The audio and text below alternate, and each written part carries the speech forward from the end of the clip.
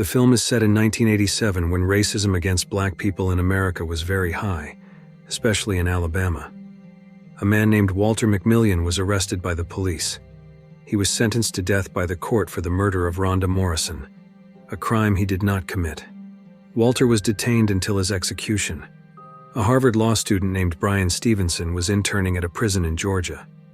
One inmate asked Brian why he went to Harvard. Brian explained that he became a lawyer to help others, though he didn't yet know the right way to do it. It should be noted that discrimination was very high against black people at that time, not only in criminal matters, but even for educated people like Brian. Long story short, after graduating, Brian wanted to move to Alabama, but his parents disagreed. Racism in that city was severe, and even sustaining life was challenging. However, Brian managed to convince his mother. Eventually, Brian arrived in Alabama. There, he met his friend named Eva. They planned to rent a place to open a law firm for death row cases using a grant they received.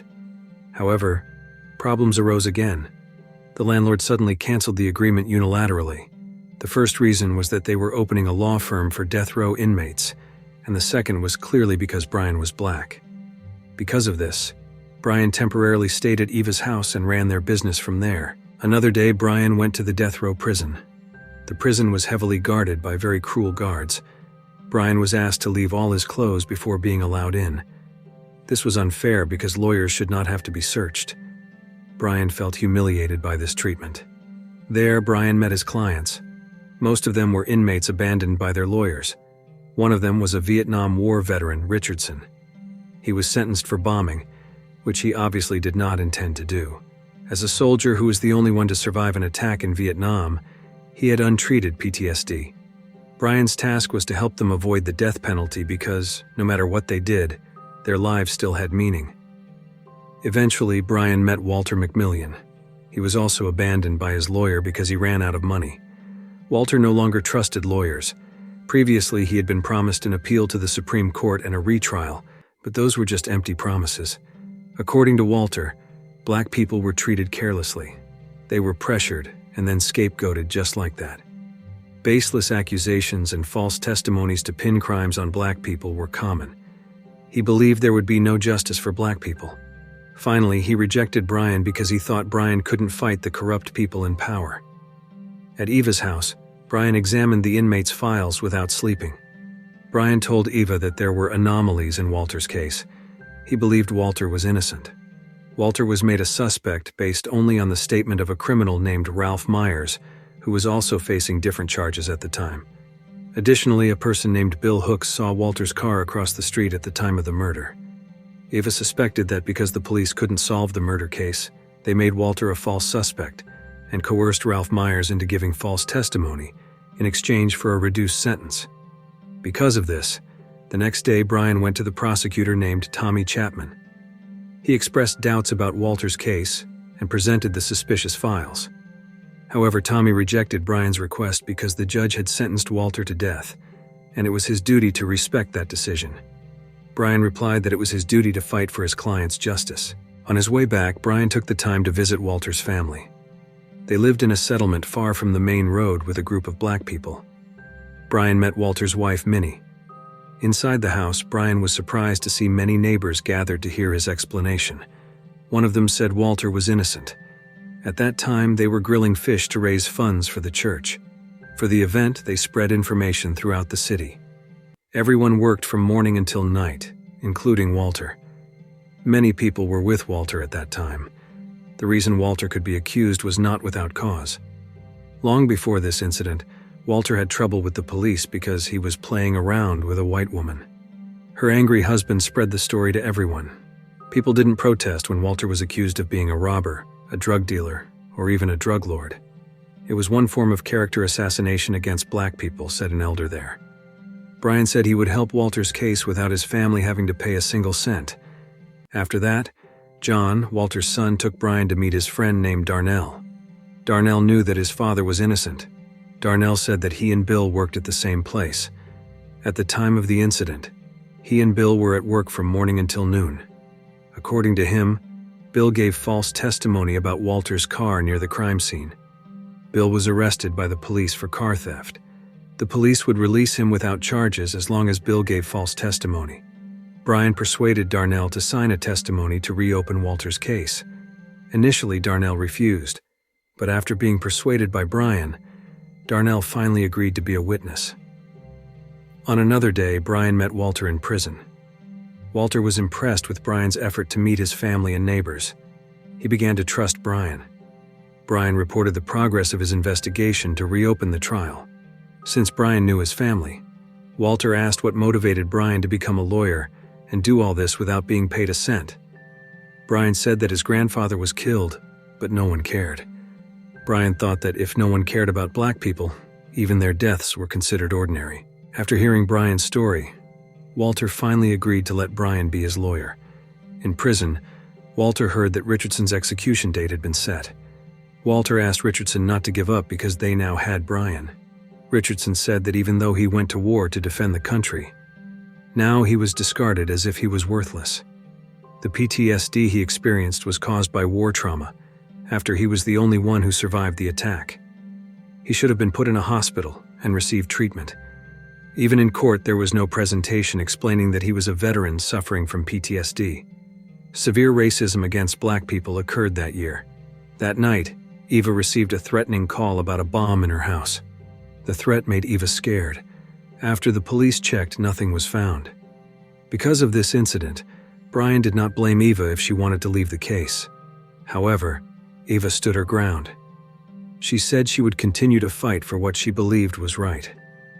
The next day, Brian and Eva visited every house near the crime scene to ask about Rhonda Morrison's murder case.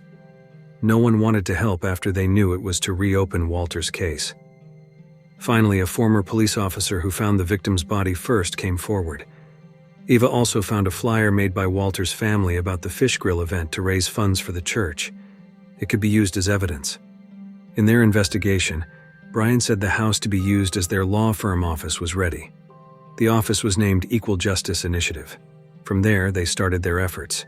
Besides handling this case, Brian and Eva also hired new employees. The scene shifts and Darnell calls Brian. It turns out he was arrested for giving false testimony in Walter's case.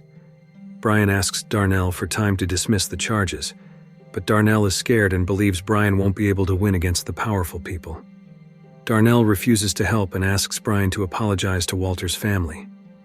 Angry, Brian immediately goes to Tommy Chapman's office, where the sheriff is also present. Brian asserts that the charges are baseless and should be dropped so that Darnell can testify in court. They agree on the condition that Brian withdraws his motion for a retrial. Tommy and the sheriff clearly underestimate Brian. On the way, Brian is stopped by the police. When Brian refuses to get out, he is held at gunpoint. Another officer searches his files, and after doing so, they leave. Brian then meets Walter, who isn't surprised that the authorities did that to Darnell. Walter also says that Brian's motion for a retrial will definitely be denied. Walter is shocked that his execution date was set before the trial. If they can do that, they can easily block Brian's motion. Black people in Alabama are truly prevented from getting justice. Finally, Brian takes a bold step and meets Ralph Myers, the only witness in Walter's case. Talking to Ralph about his testimony in court, Ralph says that while he was in Escambia 2 months before the trial, he was approached by the sheriff. After that, he left. Brian relays this information to Eva, who suspects there might be more clues at the Escambia prosecutor's office. With the help of their new employee named Brenda, Brian gets in. He copies files and recordings of the sheriff's interview with Ralph Myers. Surprisingly, the recording reveals that Ralph knows nothing about Rhonda Morrison's murder. Brian also tries to file a motion to reopen Richardson's case. However, the court decides that the motion is denied, and Richardson's execution proceeds. On the day of the execution, Richardson says goodbye to his friends in prison. He is to be executed in the electric chair and is prepared for it. Brian arrives before the execution and apologizes to Richardson for failing to secure justice for him. Support from Walter and other friends is heard. That day, Brian witnesses the most horrifying thing in his life. After that execution, Brian becomes more motivated to fight for justice. That night, Brian finds something in the Ralph Myers files. The next day, he tells Ralph that he has read the files about Ralph and listened to his conversation with the sheriff. Brian also says that the sheriff moved two death row inmates, Ralph and Walter. From there, it was revealed that Ralph was willing to give false testimony against Walter to avoid the death penalty. And in return, he was sentenced to only 30 years in prison. In 1992, Walter's retrial takes place. Ralph is the main witness, just like 6 years ago. While taking the oath before the trial, Ralph says he was woken up by officers at 2 a.m. to be brought there. This is a code for Brian that Ralph is under pressure. In court, Ralph looks scared and tries to play it safe by saying he forgot because it was 6 years ago. Brian realizes Ralph is afraid of the sheriff. By blocking Ralph's view of the sheriff, Brian asks Ralph to look at Walter, someone accused of a crime he didn't commit and will be sentenced to death, leaving his family. Ralph is the person responsible for all this. Finally, Ralph tells the truth that he didn't see Walter at the scene. Tommy then said Ralph changed his testimony because he was disappointed with the deal he was given. Ralph gives a sharp statement that he no longer cares about what they will do to him. He also guarantees that his testimony 6 years ago was all lies. Ralph's testimony clearly stated that Walter McMillian was not guilty. Brian also added evidence by bringing in a former police officer who first found Rhonda Morrison's body 6 years ago. He was forced to give false testimony but refused, leading to his dismissal from the police force. Ralph's psychiatrist also testified that 6 years ago, Ralph was under mental duress due to his death sentence. None of this evidence was presented at the trial 6 years ago. With all this clear evidence, Brian requested the judge to grant a retrial for Walter's case. Brian's persistence made the police, who had previously underestimated him, start to support him. They allowed Walter to meet his family. The day of the decision arrived. The judge gave an unreasonable decision. Walter's request for a retrial was denied. The judge added that all the evidence presented earlier showed that Ralph Myers had been under mental pressure since 6 years ago, and thus there was still no strong evidence to grant a retrial, and Walter's execution by electric chair would continue. This unexpected result confirmed Walter's belief that there was no justice for black people. Justice was completely different for them, especially with a black lawyer like Brian. Naturally, Brian was very sad because he failed to bring Walter home. However, Eva encouraged him, saying that Brian was their only hope. For the first time, black people could fight back, thanks to Brian. Brian then told Walter's family that there was still one more option, to file a motion to the Supreme Court to overturn the judge's decision. Although he couldn't guarantee success, it was worth a try. Brian brought Walter's case to the media, believing that if the prosecution was controlled by corrupt people, at least the media could help the public see the truth. 3 months later, the staff at the Equal Justice Office increased.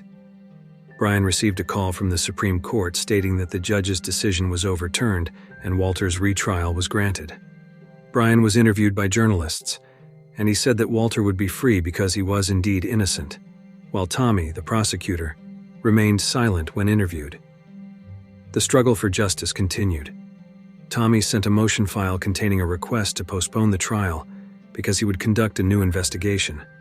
Brian firmly confronted Tommy, incredulous as to why there should be a new investigation. All the evidence was clear, and the Supreme Court had already approved the retrial. Brian said that this investigation would lead nowhere. Brian asked Tommy to stand by their side to defend the innocent. In 1993, Walter's retrial was conducted. Even in the Supreme Court building, discrimination still occurred. Black people trying to enter the courtroom were stopped and not allowed in until all the seats inside were filled. As a result, in the courtroom, black and white people were visibly separated. The session began with Brian's statement to overturn Walter's sentence. He said it was easy to see this case as an effort to prove Walter's innocence. However, when sentencing a black defendant to death a year before the trial, with no black jurors and only white witnesses while ignoring black witnesses, it was very unfair. The evidence showing Walter's innocence was also ignored. Brian stated that this was all a game played by people with vested interests for their reputation. It meant there was no justice, and law enforcers were not upholding the law they should. This would also cause concern for white people, as they could also experience the same injustice. If justice was upheld, people like Walter would be freed. Tommy finally expressed his support for Brian. He was moved after Brian previously visited him at his house. Ultimately, the Supreme Court judge decided to overturn Walter's death sentence. The trial ended, and Walter was finally freed and could return to his family. Brian managed to save Walter after 6 years of imprisonment for a crime he did not commit. Walter bid farewell to each inmate there. All his friends welcomed Walter's release from death row joyfully. Brian's success opened hope for other death row inmates. In 1993, Brian and Walter were invited to speak about the death penalty. Brian stated that the opponent of poverty is not wealth, but justice. If everyone looked closer, they would see that what is needed is justice. Over the next 30 years, Brian Stevenson and other lawyers at Equal Justice Initiative managed to free or reduce the sentences of over 100 death row cases. Eva has also remained consistently involved in managing the operations of the Equal Justice Initiative they built. And the film ends. If you like this video, don't forget to subscribe. Because by subscribing, you have supported me to make better videos. See you in the next video.